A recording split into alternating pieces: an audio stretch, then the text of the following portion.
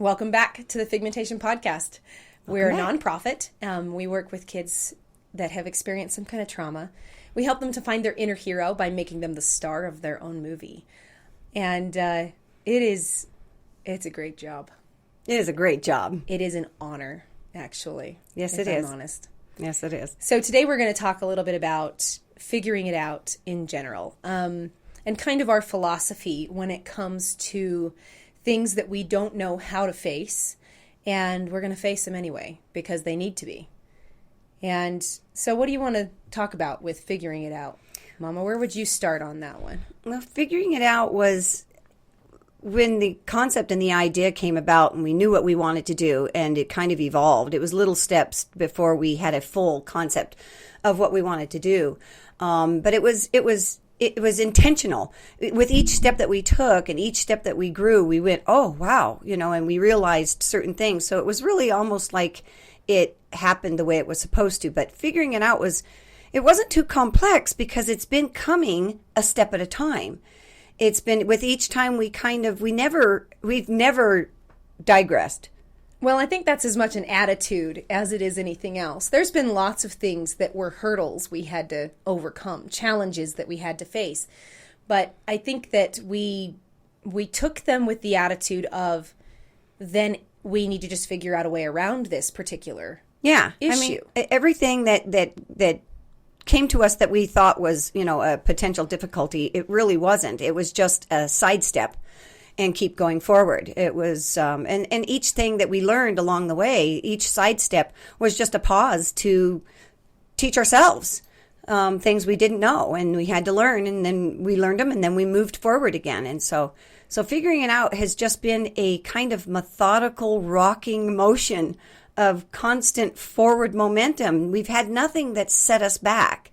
You'll find when my mom describes things, it's often in a visual and tangible way. So she'll use metaphors like a rocking rhythm, a motion of, and that's the way she sees it. and it's true. I'm not an articulate person. I'm a visual. Well, she's actually she's very articulate. She's just visual first. And so when she's describing herself or what's going on in her head, that's what that is. But if you ever have like a question, you can go in the comments and ask me, and I promise you I can translate this woman's brain very well. So I need a translator. If you have questions with the way that she thinks, be sure to ask. The only reason that comes up, I speak in metaphors. My husband's very literal minded. And so I've learned how to translate the artistic and the metaphoric and the hyperbolic into the literal minded, the academic minded. Right. That's part of what I do is just translate the artist for the academic and the academic for the artist. Yeah. But back to what we were talking about. Figuring it out. We figure it out, right? Yeah. And that's kind of what it was. I mean, it's for me to articulate to you what I see in my head or the emotion or the feeling that I had is really hard because for me, the visual is so brightly colored. To bring it down and add words to it seems inadequate. So Jackie's my translator. It's like bringing it down to black and white for her. It's hard for her. Yeah. But figuring it out was from the day we started, we had no idea what this was going to be. We only knew that it needed to be. Yeah. And we let it find its path. We let it find its path forward. It's almost like it figured it out, and we just were kind of along for the ride. Well, that's kind of what I was trying to say a minute ago, is that it just has been, each step forward has just kind of come. For us, figuring it out was each time we like I say, each time we came across something, we had to learn to be able to move forward. We learned it, and then we moved forward. But what were some of the things that you think we've learned along the way?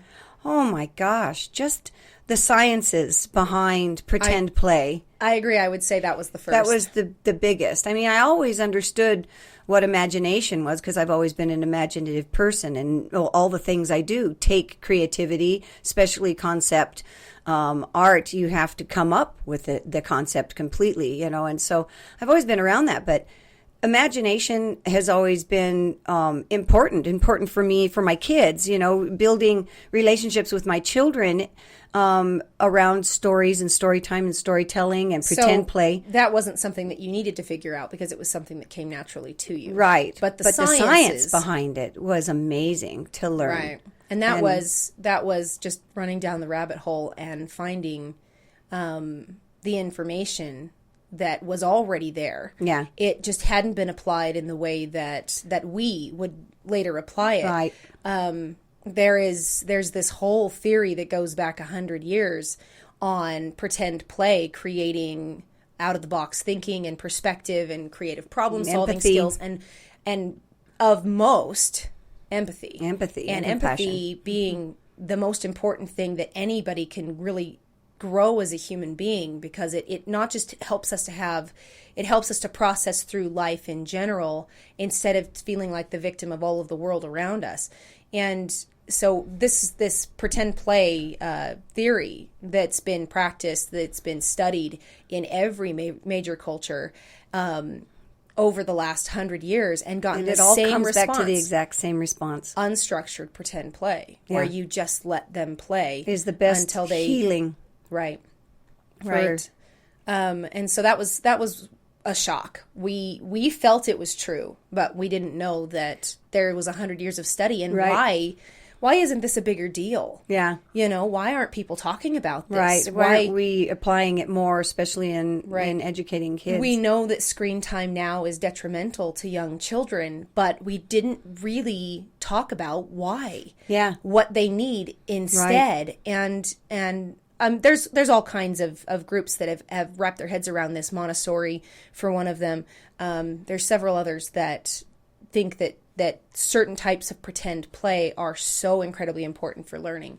And we totally agree. Yeah. Well, empathy in play, where a child gets to play, all parts in a pretend world, in that non-structured pretend play, you get to have empathy for the kid that didn't get to have that turn, or, because when it came your turn to play that part and you didn't get a turn, you went, wow, I kind of know what that feels like now. And so it really is important because it helps you.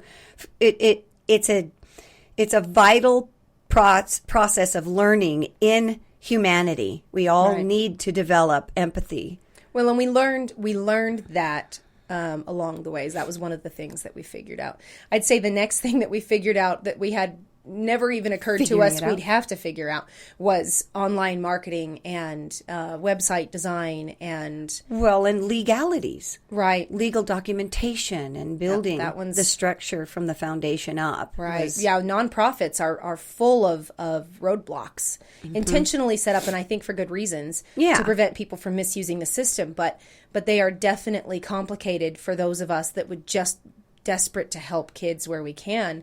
And that was a complication that was an entire year of our lives. Right. An entire year of hard work. I'm not talking just, figuring it out as long as we were working full time. When you're learning something new and you're without a teacher, you're looking it up in whatever way that you can and studying it and making fact checking yourself and going backwards and forwards, and that takes time. Yeah. Learning from a professor in that situation would be much faster, or an expert, especially when all the shortcuts have already been brought to the surface. So we just figured it out anyway, and it took us more time. However, that's not a deterrent no, we loved for us. Yeah. It was great. Yeah, we pushed forward regardless. And then the next stages were the marketing and online and all of that stuff was something that we had to learn how to do. Yeah.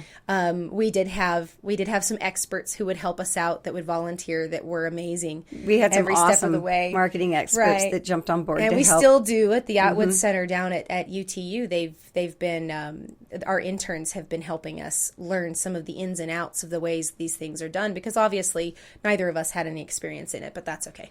We do now. Yeah. So yeah. I'd worked in marketing with people who came to me for concepts. A concept for a brochure or a business card or a flyer or part of their marketing, but I'd never studied marketing itself. Mm-hmm.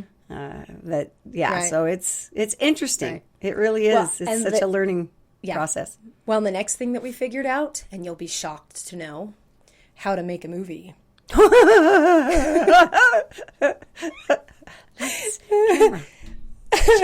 It's so not point and click like Oh, I was it's hoping so it not would what be. you think. Oh, there's so many complexities, and we've once again been very blessed in our volunteers. We started working with FMASU, Film and Media, Media of Southern Alliance Utah. of Southern Utah. And they work with Adam and John. They actually do the Desertscape Film Festival every year. And Horfest. And they And help Gorilla. us. And the they have Gorilla. several. But they helped us with making connections in the community so that we would have experts that could help us. We had Austin Shadowald at Desert Focus Productions Absolutely. jumped on board, and Torsten Bangeter and Michael J. Ryan. And we've had all kinds of volunteers that jumped Right, on and and Charlie. helped us with our first commercial. And With the commercial. right. And that was a learning experience. And we had some all great by little itself. actors and actresses that came and played We the had little parts of our volunteers, kids. yeah. That was awesome. And that was just to spread the word on what we do, so that we could get funding for our first movie and our first it was. kid. It's a kind of a metaphoric video in the sense of it shows you what children, when they're playing, what they're actually imagining, How they feel, what's going yeah. on inside their head, and so it's really cool. If you haven't seen our commercial, go see our commercial. She's a costumer by nature. I'm a writer and a storyteller. So neither of us were movie makers, but because we had done the research on all the sciences, we knew how important the movie part of this was. And so we were really pushing towards making sure that the kids get their movie and their premiere, because the anchoring experience is acting out their story in their costume, and then to have the community see them as that character instead.